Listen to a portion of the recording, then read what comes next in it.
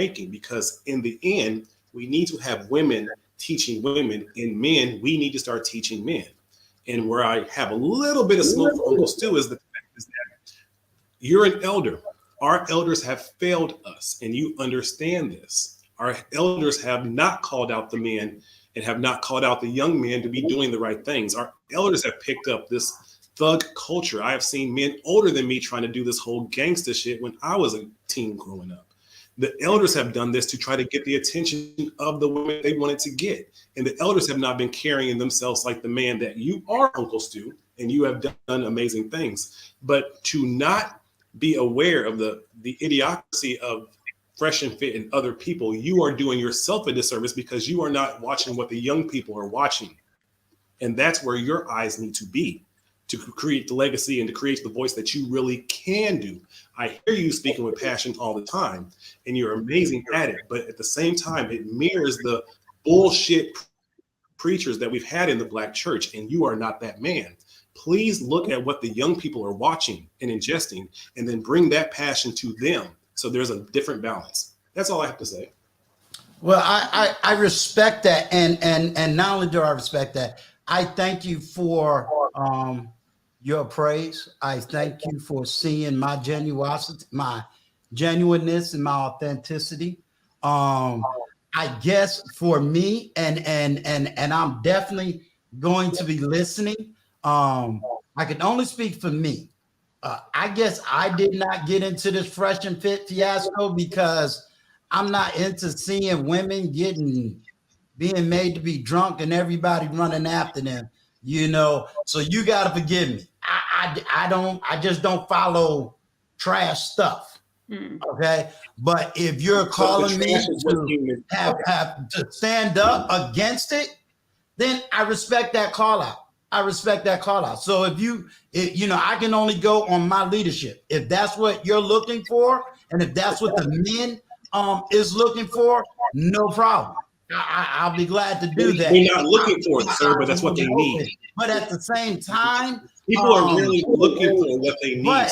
But I'm also say this for my generation. You also said that people in my generation or my men was thugs.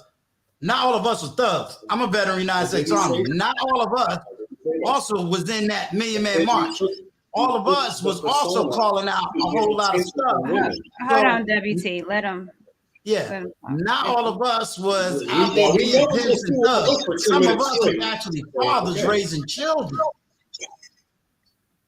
Okay. So I can't take on all the weight of my generation. I can only be accountable for me, my actions, and what I have done or not done. And the only thing I could do is try to tell the men the mistakes I made, the errors I made, and to try to correct those mistakes and those errors. Now, if somebody like Obsidian can show me the same thing that you're showing me, then fine. I don't have a problem being corrected, but I don't feel I should have to take on the weight for every single man. I can only take on the weight for the mistakes I made. That's the same thing that a lot. Okay, that's the same thing that a lot of women will say, and then the men will push back on about saying that, well, it's just me. I can't speak for all the rest. I have a platform. No, I'm taking accountability because I have a platform.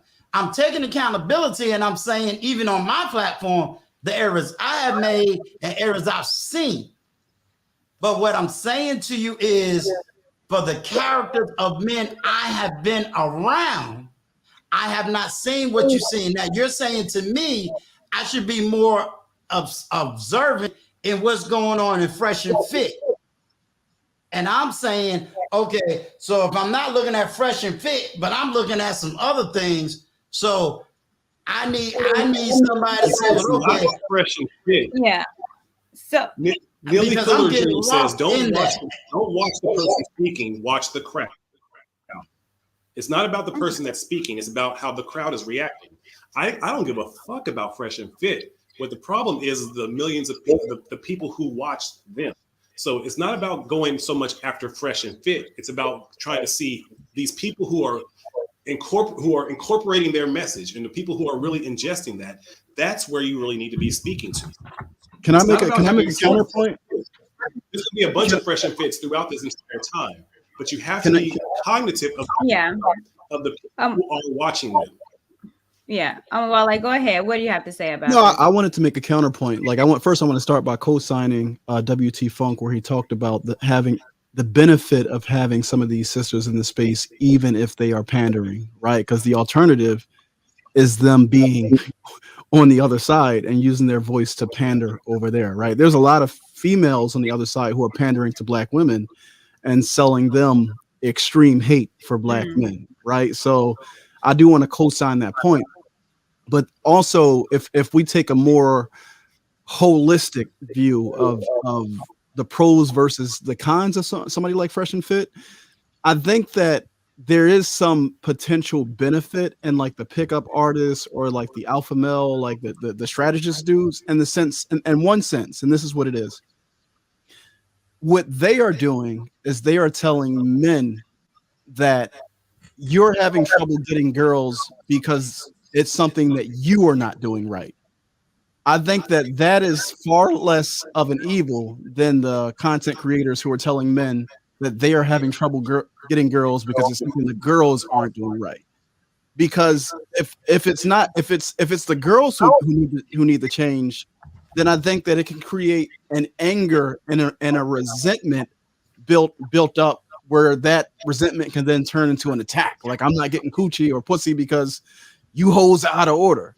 But if a pickup artist is telling you like, hey, you need to make changes, then I think that the focus becomes internally, and it's like, well, what do I need to do differently, versus looking externally and then seeing the girl as the point of attack or source where you can kind of like unload your frustration. So just an alternative view. Yeah. I hear you. Obsidian, you have anything to add to this? If you've been listening. I'm sitting here listening. Y'all go right on ahead. I'm listening, soaking it all up. Y'all go right on ahead. Yeah. Well, I'm just trying to get clarity on what the funk is saying. So, Pedron, see if you can, if maybe I'm not understanding or what I may be missing, because I'm willing to learn. I'm willing to learn. I'll never say that I'm so old that I know it all. I'm willing to listen. I'm willing to learn. Mm-hmm. What role or what would the younger generation look for that you would want me to come out and speak to? Because I'm not understanding. So I'm willing to admit I don't understand. So I'm going to you, Patreon, because I'm presuming you and him is on the same page. That's what I was hoping between him Yeah. and maybe give you some back points as to, like I said, I'm willing to listen and I'm willing to learn. Yeah. And I appreciate that too, Uncle, because sometimes you don't know what you don't know. Right. So, and if we have someone that's willing to listen and hear and be like, okay, what am I doing? Or especially since Uncle has a platform, what is it, WT? Okay, there needs to be 1 second. Am I echoing or is everything coming clear? Because I was just making sure hear you. I go. You're clear. You're clear. Yeah. Okay. All right.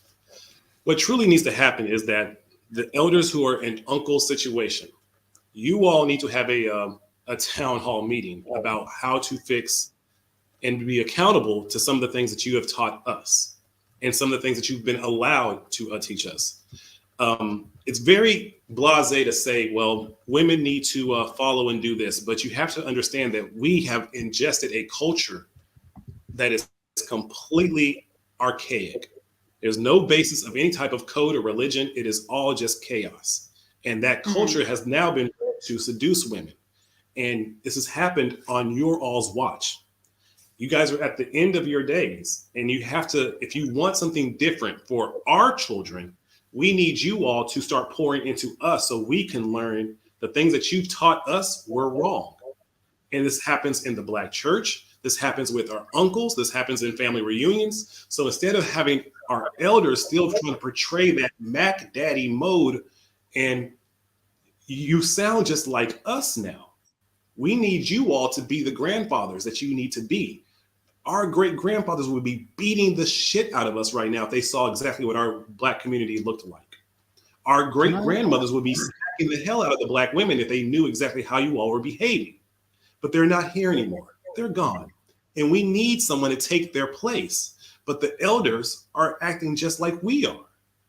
We need you all to step up and have a town hall to honestly teach us where we're going wrong so we can see it and then start teaching our young the same. Can I interject? Courtney Michelle, I need you to raise up Samantha, because here's why I'm missing this whole mark. I'm a Black man that's been married and been through victim of domestic violence, raised 4 daughters, and got 3 through college and 1 in masters. I need to understand once again, what is it you're saying I'm not teaching, or people in my generation is not teaching? You're saying that my generation taught wrong. Now, and I'm sitting up here saying, okay, tell me what you learned versus what I learned, because everything that I teach is exactly what I learned. So that's why I'm asking. I'm not getting what is it that you're saying we taught, or I taught, or my friends taught, that I'm not getting it.